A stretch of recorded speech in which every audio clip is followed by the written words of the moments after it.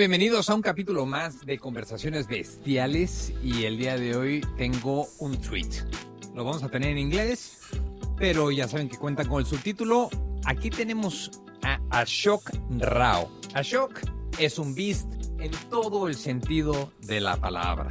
Y vamos a hablar por qué. Vamos a hablar de emprendimiento, vamos a hablar de éxito, vamos a hablar de fórmulas mágicas, vamos a hablar de errores, de caídas, de salidas adelante, con una persona que ha hecho de todo. Así que, ¿estamos listos?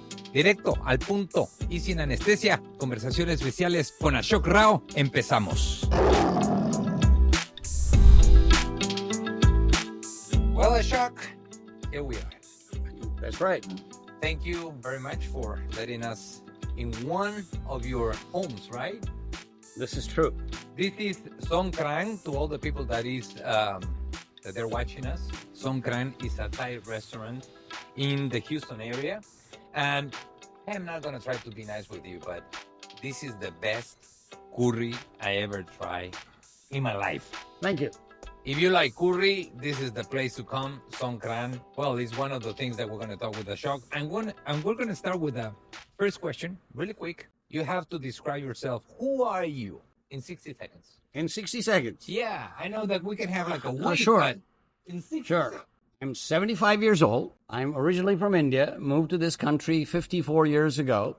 Spent my life through a variety of corporate jobs till I got to the age of 40. I had an epiphany. I decided that I would no longer live my life as a caged animal, albeit a well-paid caged animal. So I went off and started a company, was lucky, took it public, sold it, did a few more. In the middle, I also was president of Enron for a year, long before their crash. And for the last 20 years, I've been retired but involved in mentoring and investing in young startups that are going to change the world. Your top 3 accomplishments in life. Okay, I would say the top accomplishment of my life is meeting the woman that I've been married to for all 48 years and having her stick with me. You're trying to gain points here in No, you've met her. I'm bloody lucky. So that's number one. Woman. 48 years, going on 49 very soon. Second, probably, well, my family, of course, my son, my daughter, my grandchildren. They're so valuable part of my life because at this age, what have you got left? You know, your entire family shrinks because uncles die off, parents have already passed, relatives pass away. But the thing that can keep expanding are your circle of friends. And that's what's expanding. And of course, you hang on to the family you have, which is your kids and your grandkids and son-in-law and daughter-in-law. And the third, so I will transition to business. I would say being the first Indian American to take a company public on NASDAQ would be, say, number 3. But you know, this is really interesting because you already share your age, right? Yes. And if people look at your profile, Yes. or they Google you, as you were saying, they're going to find a businessman, right? Sure. But when I ask you for your top 3 accomplishments, number 1 and number 2 are personal. Of course. Is your wife and your long marriage, 49 years? Yes. And your family. Well, in the 75 years I have been around on this planet, I've seen a lot of families fall apart. I've seen a lot of people go through trials and tribulations with people they thought they could live their lives with, and I've been very lucky there. So that's why I put that as number 1. Describe us a little bit about your childhood. I was the child of an army general. Well, when I was young, he was not a general. He was a major, then a colonel, and then a brigadier. And so we moved every year. And being an army man in India, you move to the areas where the enemy was, which was the north, the west, and the east, Pakistan and China. So the first 9 years of my schooling was 9 different cities in 3 different countries. It was traumatic at the time, but I think it has helped me become the cultural chameleon that I think I am. So that was my childhood. Then I spent my high school and boarding school, college and boarding school in Delhi for my bachelor's, and then came to this country. You know, I've been an immigrant as well. Sure. I have the opportunity to live in many places. And I remember moving from country to country when you're a kid. And suddenly you are the new kid. Yes. And it's not easy. No, every year I was the new kid. That's what I'm saying. So when you think about your childhood in school, how was that little a shock? it was one of the extroverted ones or cool guys there, or it was kind of a struggle there? I don't know. I'm not exactly sure. It's a bit of a continuum.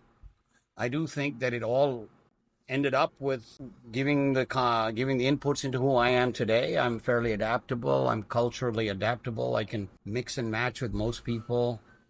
I speak many languages, so that's also a big benefit of having moved around. And I'm also not hung up about cultural norms and rituals and all of that. You know, to me, it's all water of a duck's back. So I hope that my childhood, which perhaps if I were to reel the movie reel back, may have been a little traumatic. I still do remember in 4th grade not wanting to go to school. And my mom had to get in the car and make sure I went to school. But that's the only memory I have of a slightly traumatic sort of, I'm the new kid. But otherwise, you know, But it helped you, make you become more flexible. I think so. I mean, that's sort of self-serving for me to say that, but I think so. But it certainly makes you adaptable. I mean, here you are living in India and you're parachuted into a pretty nice school in London. With nobody who looks like you. We're talking 1958. There were not a lot of Indian people in England in 1958. Yeah. And you have to adapt. It's hard. There's racism for sure, I bet.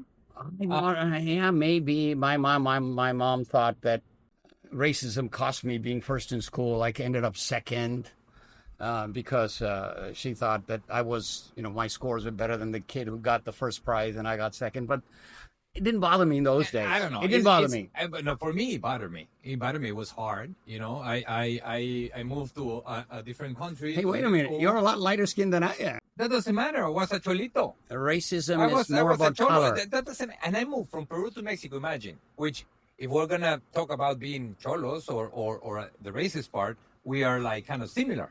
Yes. But no, I was a different type of cholo, right? So I started. I wouldn't call that racism. I think that's cultural opposition. Race is rooted in color. The browner you are, the blacker you are versus the whiter you are is where, you know, I've always maintained it ain't racism, it's colorism. That's kind of my thesis.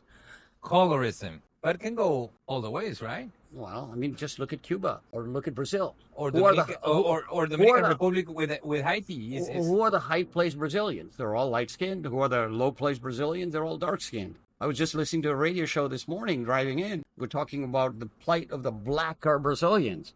And it's kind of interesting because you always think of Brazil as a very integrated society. Yeah.